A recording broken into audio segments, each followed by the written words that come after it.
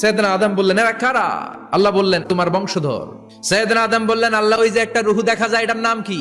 এটা তোমার ছেলে দাউদ, সে দুনিয়াতে নবী হয়ে আসবে। সৈয়দনা আদম বললেন, মাবুদ, আমার ছেলে দাউদের কত বছর হায়াত আপনি দিয়েছেন? আল্লাহ বললেন, মাত্র 40 বছর। সৈয়দনা আদম বললেন, মাবুদ, এত ফুটফুটে সুন্দর আমার ছেলে দাউদ, মাত্র 40 বছর দিলেন কেন? আল্লাহ, আপনি বাড়ায় দেন, আল্লাহকে বাড়ানো যাবে না, লেখা হয়ে গেছে। সৈয়দনা আদম বললেন, আমার 1000 বছর থেকে 60 বছর আমি আমার ছেলেরে দিয়ে দিলাম।